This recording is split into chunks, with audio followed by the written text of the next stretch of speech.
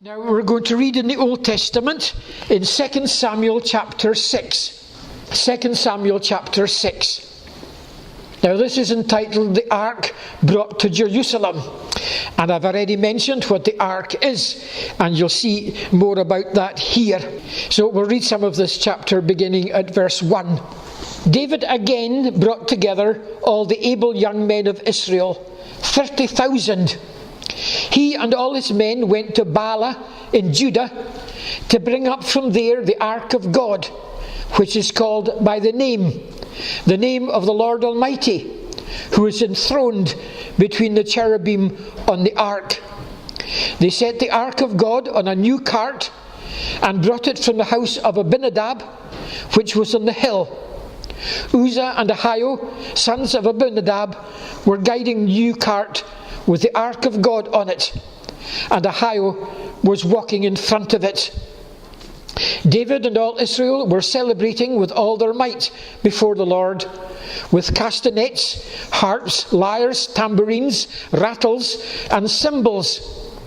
When they came to the threshing floor of Nacon, Uzzah reached out and took hold of the ark of God, because the oxen stumbled.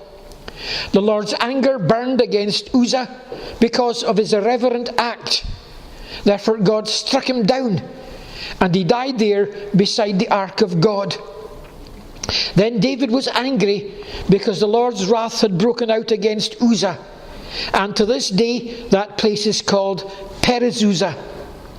David was afraid of the Lord that day and said, "How can the ark of the Lord ever come to me?" He was not willing to take the ark of the Lord to be with him in the city of David. Instead, he took it to the house of Obed-Edom the Gittite. The ark of the Lord remained in the house of Obed-Edom the Gittite for 3 months, and the Lord blessed him and his entire household. Now King David was told, "The Lord has blessed the household of Obed-Edom and everything he has because of the ark of God." So David went to bring up the ark of God from the house of Obed-Edom to the city of David with rejoicing. When those who were carrying the ark of the Lord had taken 6 steps, he sacrificed a bull and a fattened calf. Wearing a linen ephod, David was dancing before the Lord with all his might, while he and all Israel were bringing up the ark of the Lord with shouts and the sound of trumpets. As the ark of the Lord was entering the city of David, Michal, daughter of Saul, watched from a window. And when she saw King David leaping and dancing before the Lord, she despised him in her heart. They brought the ark of the Lord and set it in its place inside the tent that David had pitched for it. And David sacrificed burnt offerings and fellowship offerings before the Lord. After he had finished sacrificing the burnt offerings and fellowship offerings, he blessed the people in the name of the Lord Almighty. Then he gave a loaf of bread, a cake of dates, and a cake of raisins to each person in the whole crowd of Israelites, both men and women. And all the people went to their homes. We'll just read to there. May God bless to us this reading. Now, our second reading is also from the Old Testament, from the book of Psalms. The book of Psalms, and we're going to read Psalm 24. And as you read this, I hope you'll notice that it really has quite diverse content in it. And the first 2 verses speak about God the Creator, and verses 3 to 6 speak about God the Holy One, and verses 7 to the end speak about God the Conqueror.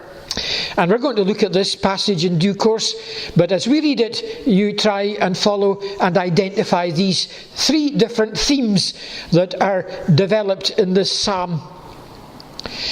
The earth is the Lord's, and everything in it, the world and all who live in it. For he founded it on the seas and established it on the waters. Who may ascend the mountain of the Lord? Who may stand in his holy place?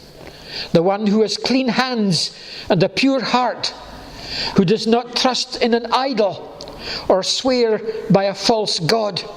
They will receive blessing from the Lord and vindication from God, their Saviour.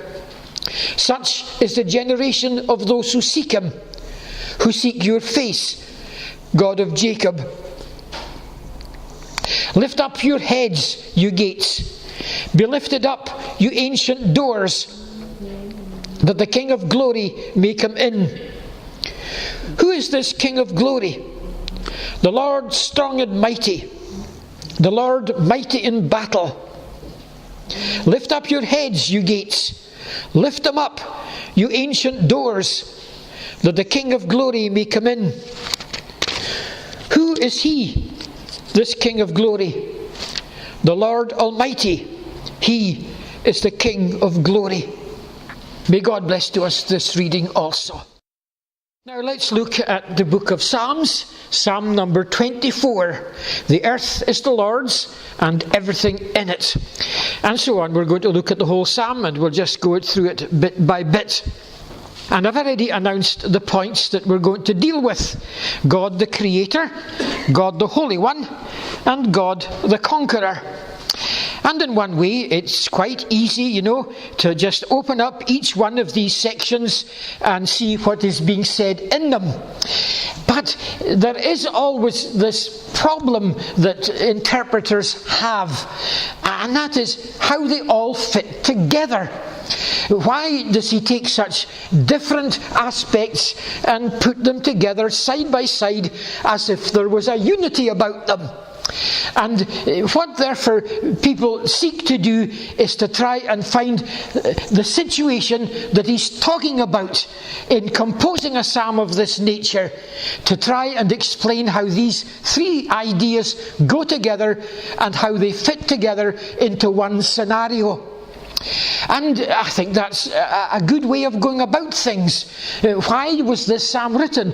What is the setting that we've got to imagine ourselves in to be able to appreciate this message better? And the answer given is really that there seems to be some sort of procession going up here to Jerusalem. And people have generally thought that the sort of background, the setting for this psalm is the sort of thing that we read about in 2 Samuel chapter 6. Where the Ark of the Covenant is being taken up to Jerusalem to find a resting place in the tabernacle that God has prepared for it.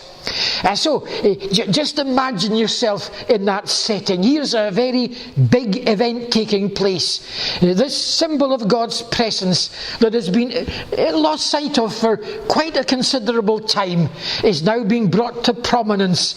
And people have gathered in huge numbers from all over the country. And here they are in a festive spirit, rejoicing in God, going up together in a big company of people, 30,000 more, and they're going to take this Ark of the Covenant, God's presence with them, and they're going to go into Jerusalem and set it down there in the place prepared. How would you feel? Try and get the excitement of that, try and get the reverence of that, and try and get the spirit of that, and then see now, what would this psalm say to me in that situation? And in that way we'll try and get out the teaching of this psalm for their situation and indeed for ours today. So that as background, let's get going and look at these three statements that we're looking at. God the Creator, God the Holy One, and God the Conqueror. God the Creator. The earth is the Lord's. So here he is speaking about the physical world, the world in which we live.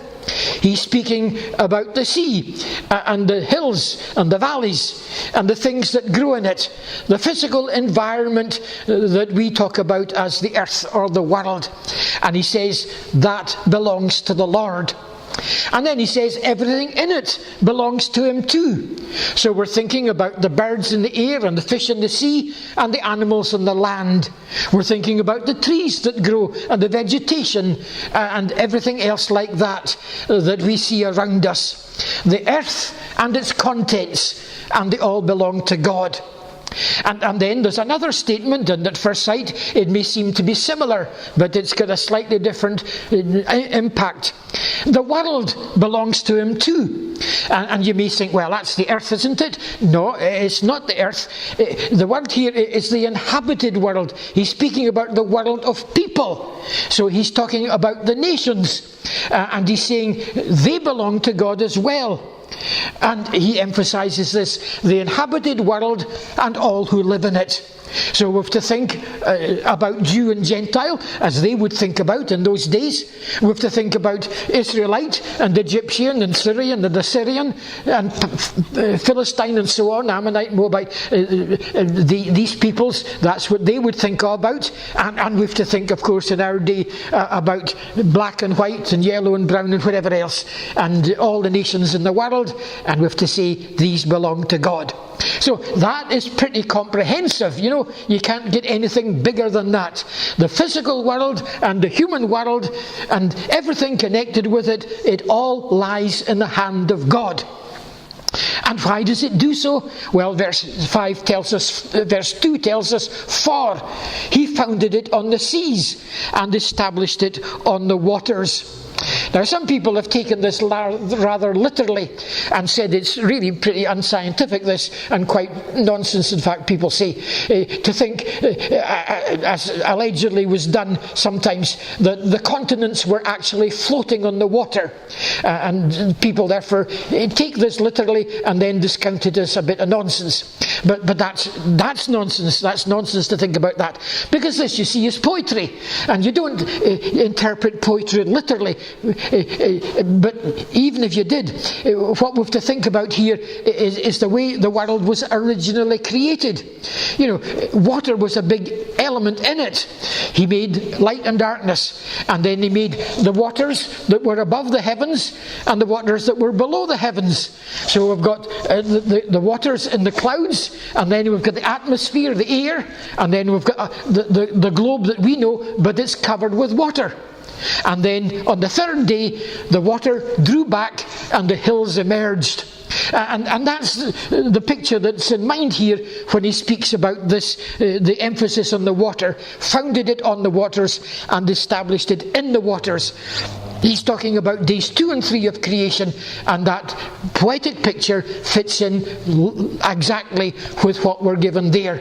So the big idea is this: he's the creator, he made it. He brought it into being, and he founded it, he established it, he set it firm. He didn't make a world that was going to decay and perish in a moment. He didn't make a world that was flimsy and would fall to pieces, as it were. He made something that was solid and lasting, an established creation. And it's for that reason that we can say, everything is in the hands of God. Look around you, see the world, it's His. Look at the animals, the beasts, the wild animals, on your TV screens and whatever, it's all His. Look at the peoples, they all belong to Him. That's the big idea we've got here. God the Creator, who therefore owns the world and sustains it and grasps it in His grip still today. Now that's pretty important news, that. Because it's not the way that they saw people. They probably saw Israel as belonging to God. But in those days, each nation had its God. So the Egyptians said, Ra is our God. Or the Philistines said, Baal is our God. And so on. All the nations had their own gods. And here is this wonderful teaching. No, it's not that way at all. It's not that there's a God for Egypt and a God for Israel and a God for this nation and that nation. Everything belongs to our God. It's all His. It's all held in His hands. So here's the sovereignty of the God of Israel. Not just over Israel, but over the whole world. It all belongs to Him. And I think that was a pretty important teaching, given the situation in which these people lived. A body of God's people surrounded by pagan nations. And they're given this wonderful news: it all belongs to our God. And at that level too, it's pretty big news for us as well. And it would change our outlook, making much more positive if we could see this. What are the controlling forces in the world today? And we may think of the big powers and the rulers of the United States and China and Russia and so on. Or we may think of people at that sort of level, United Nations level, and say, these are the people that control the affairs of the nations. Or we may think it's all a matter of money and say it's the big companies that control it and they dictate policy to governments or whatever. Or people may say, well, it's evil that runs this world. There's so much ill, there's so much evil going on, and it seems to be in control. It's as if the devil were working out everything according to his will, and it looks as if he's got control of everything. And some people say, of course, it's just chance. That's what evolution basically says. It's all a matter of time and chance. That's all. A big fluke. That's the world as we've got it now. It's all a matter of chance. And there's no pattern except what emerges by random choice or random mutation or something of that nature. It's just chance that rules the roost. And in the face of that, we've got this teaching, and I hope we could all jump up with joy at the thought of it. It isn't Trump that rules the world, or whoever's in charge of China nowadays. I forget these things. It's not none of these people. It's not big business. It's not evil. It's not chance. It's not the devil. It's God. And that's the big thing that should cause us to rejoice, and an important teaching that comes from this. So there's a practical thing to keep in mind. Whenever you're tempted to say, oh, what's the world coming to? And isn't it terrible the way things are going? And so on. Which, we can't be blamed for thinking. We must also bear in mind the biblical teaching. The earth belongs unto the Lord and all that it contains. It's His. He's in charge. It belongs to Him. And in that our faith should rest, and our hope should be recuperated, and our optimism stimulated that something good is going to come from it, because it's a good and gracious God that holds the world in His hand. But that doesn't exhaust the matter.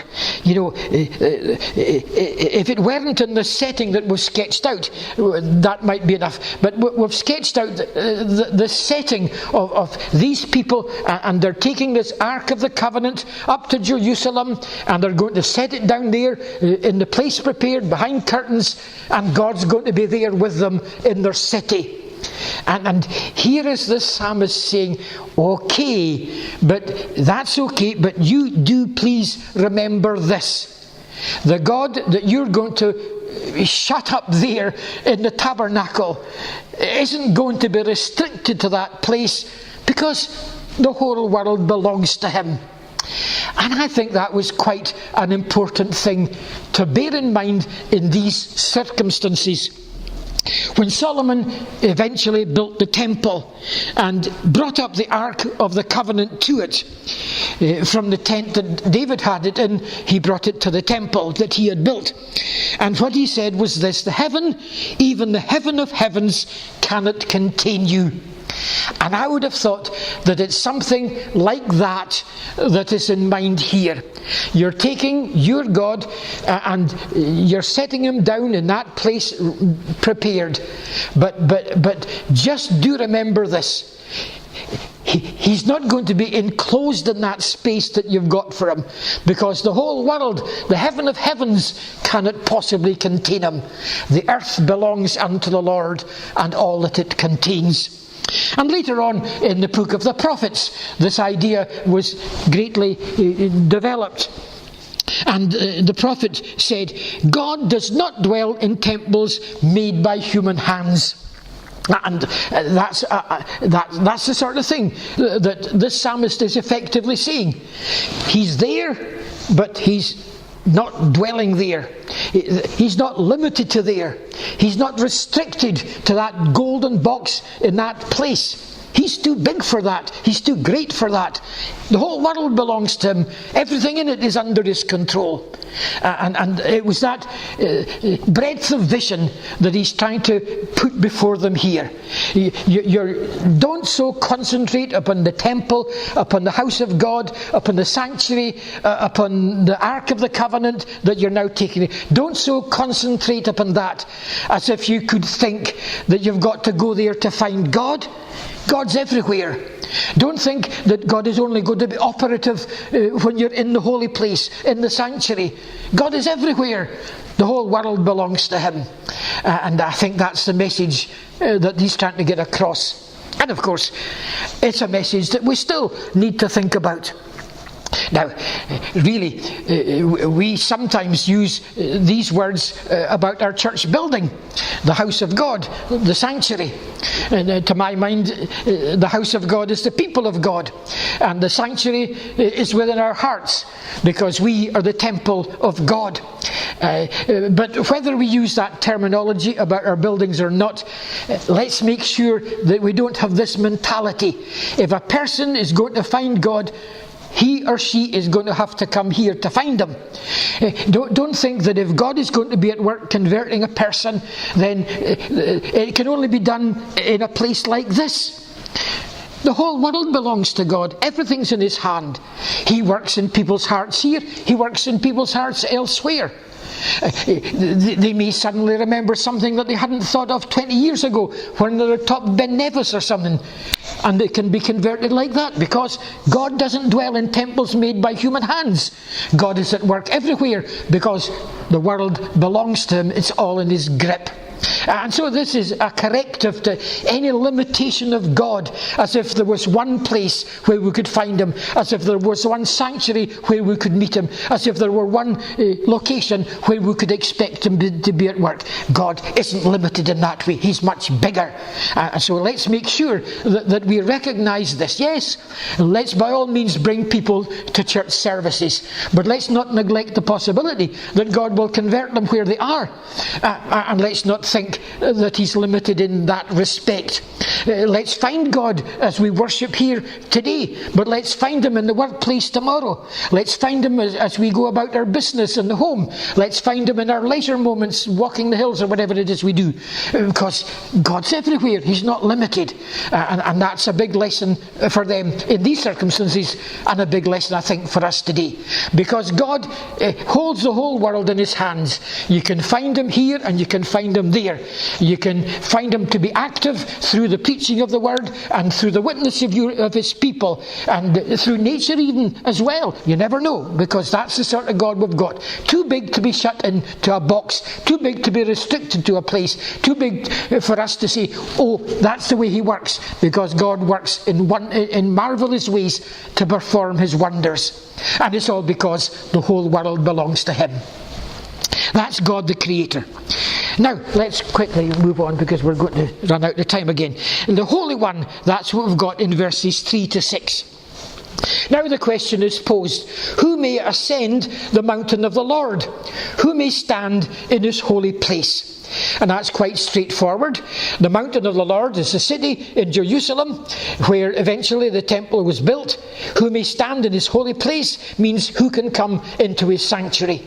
And really the question is, what are the characteristics necessary to be able to stand in God's presence and be accepted by him?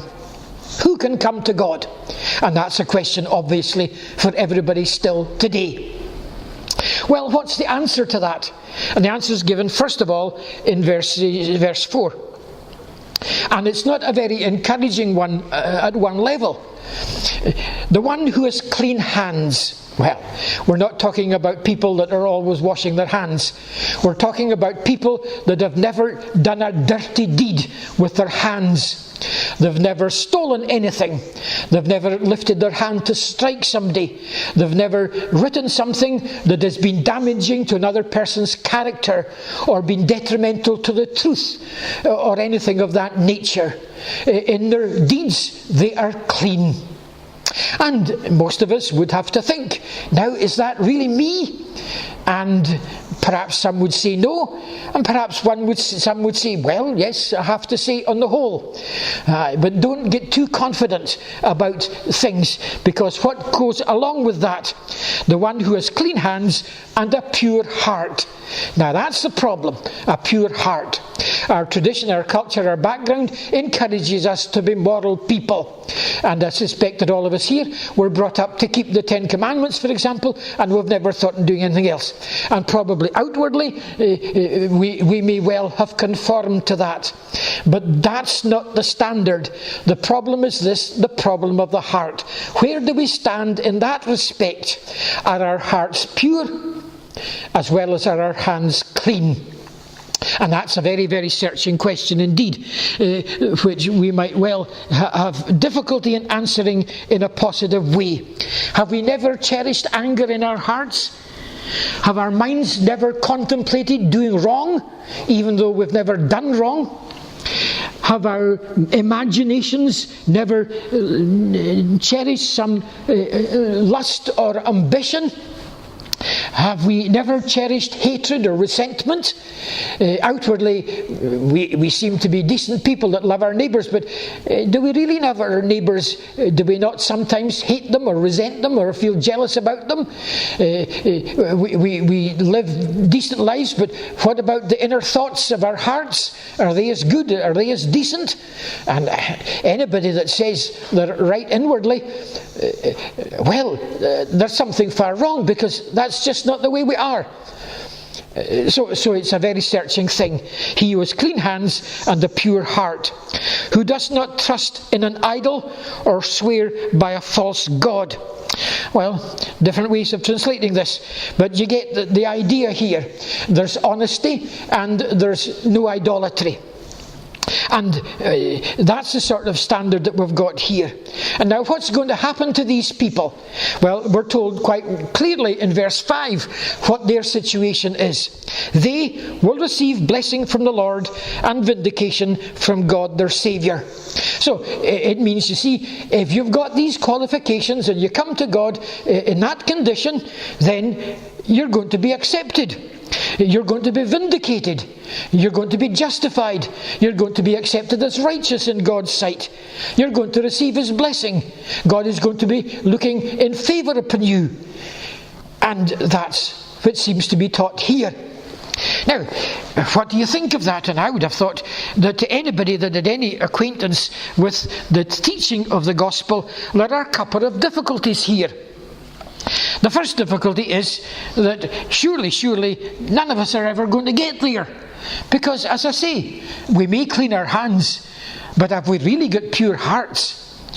Do we always keep our minds in check and our imaginations under control? And do we always think only what is right?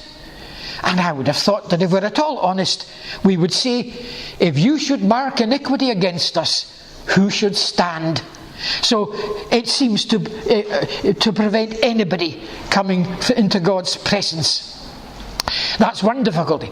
The second difficulty that I hope would occur to you is, this sounds awfully legalistic.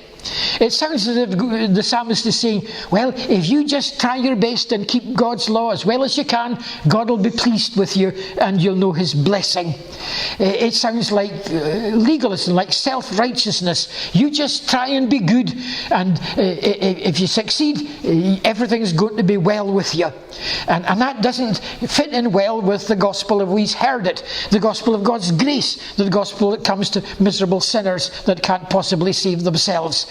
It just doesn't sound right. So what is the answer to that? And I'm happy to say the answer is found here. He doesn't just leave it at that. He adds something else, which to my mind enables us to get this picture in proper perspective. Because in verse 6 he goes on to say, such is the generation of those who seek Him. Now, what does he mean by that? Well, such means these people that we've been describing also can be described in this way. This is an alternative description to what we've already thought about. These people that are clean in hands and pure in heart, they can be also thought of as the generation who seek Him. Now, a generation is a group of people with common characteristics. It doesn't mean a generation maybe literally, but we use the word in the same way. We speak about the older generation, and we know what we mean by that, and most old people fit into a certain pattern, and that makes them the older generation. Or the younger generation, of course, the opposite of that. They have their own way of lifestyle and their own interest in music and so on, and they are the younger generation. A generation are a group of people characterized by a common feature. And he speaks about these people as a generation, meaning there's one characteristic that binds all these people together. These people of clean hands and a pure heart, they're a generation that seek the Lord. And that's what he's talking about here. Such is the generation of those who seek him. So you see, we've got another slant on the matter here, another way of looking at it, another perspective. They can be described as clean hands and a pure heart, or they can equally well be described as the generation of those that seek him. And that means, you see, that this isn't self-righteousness that we're talking about. These people have been seeking the Lord. It doesn't mean to say that these people have been relying on themselves to clean their hands and purify their heart. They've been seeking the Lord. They've been turning to him. They've been looking to him. They've been resting upon him. They've been depending upon his grace. And this is the characteristic of these people that are pure in heart and clean in hands. They are a generation that seek the Lord. And that really, you see, is the key to this matter. How have they become clean in hands? Because they've sought the Lord. How have they become pure in heart? Because they've sought the Lord. And this means, therefore, that there's no contradiction between this apparently legalistic description and what we know of the gospel of God's grace. Those that come to know him and rest upon his mercy become clean in hands and pure in heart. That's what he makes them through his grace. They seek him in the gospel. They seek to rest upon him. They turn from their sins. They put their trust in the Saviour. They're the generation that seek the Lord. And what does he make them? He makes them clean of hand and pure of heart. So that's what he's talking about here. And it's not legalistic, do the best and God will be happy with you, or anything like that. Merit your salvation, nothing like that at all. Seek the Lord. He'll cleanse your life. He'll make you new, and you'll have clean hands and a pure heart, and you can go to God and you'll be accepted. That's what he's teaching. So I think that's pretty important for the people at that time. Here they are, they're going up to Jerusalem, they're going to put the ark in the temple there, and from then on they're going to go up there and they're going to worship there. And the big question is, are you ready to go there? Here you are, you're rejoicing, you're happy, taking the ark up. But think about it a bit more.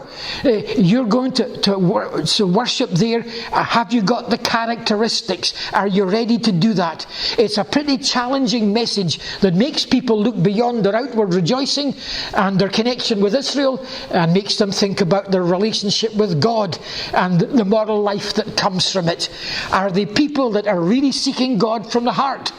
Are they people whose hearts have been changed if they have sought them, so that they are clean in hand and pure in heart? And it's asking people that are carried away with the festivities to pause and think about their spiritual condition. And that's what we've to do too. Now, we can ask ourselves two questions. The first question is, are we seeking the Lord? And clearly, if we're here this evening doing anything but putting in time, then we are seeking the Lord. Are you seeking him in such a way that you've found him? That you can say, I sought the Lord and he heard me. I looked to him and he saved me. I rested in his grace and he changed me. Have we sought the Lord in that way? And if not, we have to do that, because that's the beginning of it all.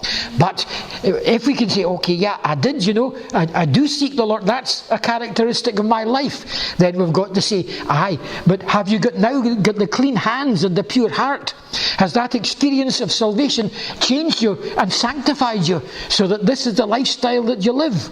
And that's a challenging thing for us all to think about. Well, I hope you'll think about that. Here's God the Creator, who holds the whole world in his hand, and we're not going to restrict him to any one place at any one time. And here's God the Holy One, who receives people who have been seeking him and who have been changed by his grace, so that their moral life shows the difference. But we've got this third and last thing. I'll try and be quick about this. We've got God the Conqueror. That's verses 7 to 10.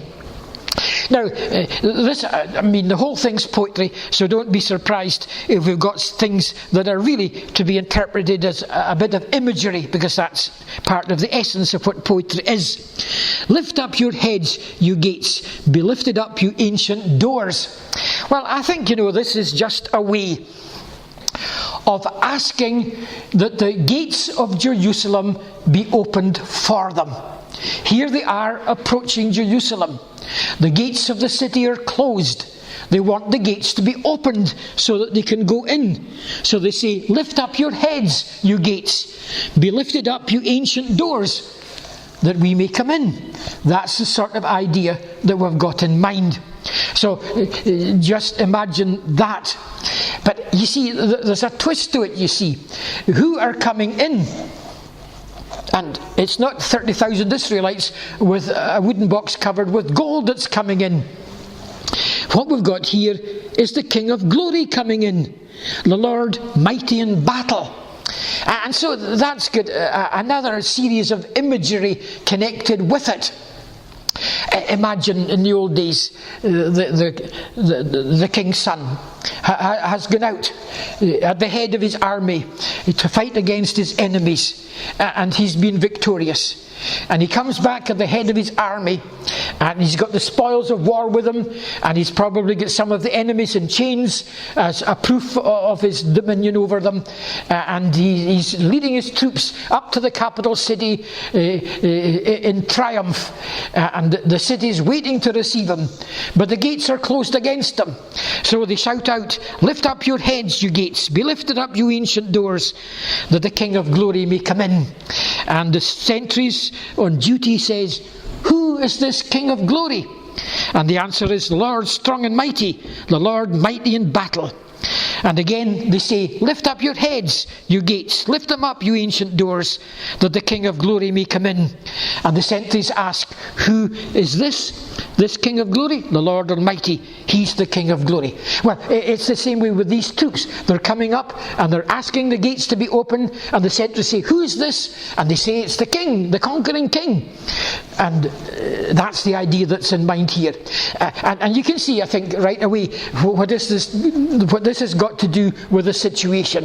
Here they are, they're taking this ark up. But what does this ark stand for? It's a symbol of the Lord of glory. It's the symbol of the great conqueror. It's the symbol of the Lord that is mighty in battle, that is strong and mighty. And the psalmist is saying, the one that you are taking up to be with you is the conqueror. And he's probably inviting them to think about God's triumph in destroying the firstborn in Egypt and leading his people out into the desert. He's thinking about the way in which the Ark of the Covenant played a big part in this. Of course, he took them through the waters of the Jordan. He's thinking about the way in which they walked around the cities. They marched around the city of Jericho, and in the right moment, this walls fell down. And he's saying, that's the sort of God you've got amongst you. A God that is mighty in battle. A God that has done wonders. A God who is victorious over his enemies. That's the one that you're welcoming into Jerusalem. And he's reminding them that he's the one that has led them in victory over their enemies and caused them to take their inheritance in the promised land, and he's the one that's still amongst them. And so it's a great encouragement for them to think about this, and he's reminding them, here is this God amongst you, and never forget this. He's the God of battles. He's the God that does mighty things. He's the God who defeats his enemies. And so he's encouraging them to think about the future when their enemies will be defeated, because God is amongst them. And he's saying, that's the God you can trust in. That's the God who's mighty in battle, and you can look to him and you can find victory in him, because he is the conqueror, the one that you're bringing up to Jerusalem.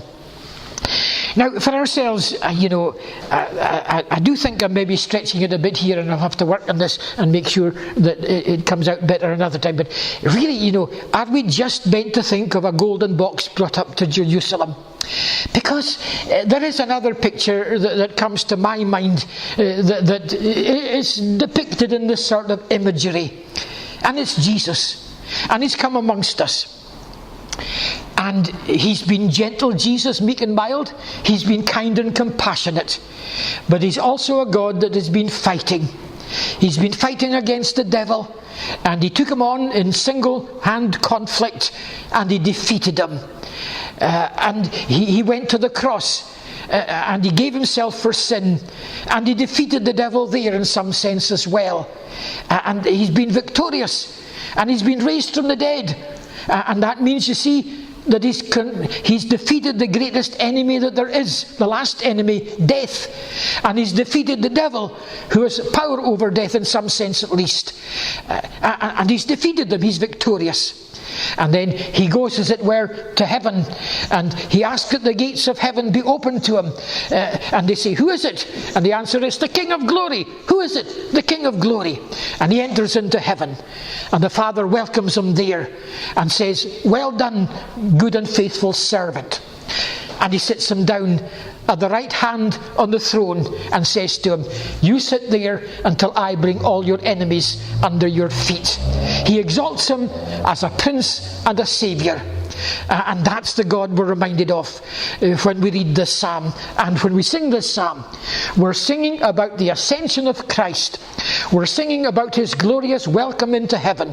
We're singing about him as the glorious Lord, sovereign over all, who has been given all authority in heaven and earth, and who fights his battles still through his people, and who conquers through the power of the gospel. That's whom we're singing about if we sing this psalm. And that's the final message from this psalm for us too. The God that we know is a God of battles, spiritual battles, okay, but nonetheless a God of battles. He's the victorious one. He's the conqueror. And that's a thought that should never leave us. He has been exalted as a prince and a saviour. So let's make sure that there is this component in our Christian outlook.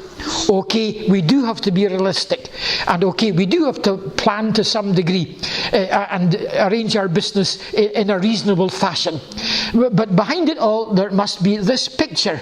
The one that we're seeking to serve is the conqueror. The one that we are seeking to honour in our worship is the glorious Lord, mighty in battle. And therefore, when we seek to fight the battles for him by presenting the gospel and overthrowing the kingdom of darkness, we do so in this confidence. He's already there enthroned, the glorious conqueror, who represents us in God's presence. And through his power and grace, we can conquer too. It's an optimistic picture, this. God the Creator, God the Holy One, but also God the Conqueror. May God bless to us his own word.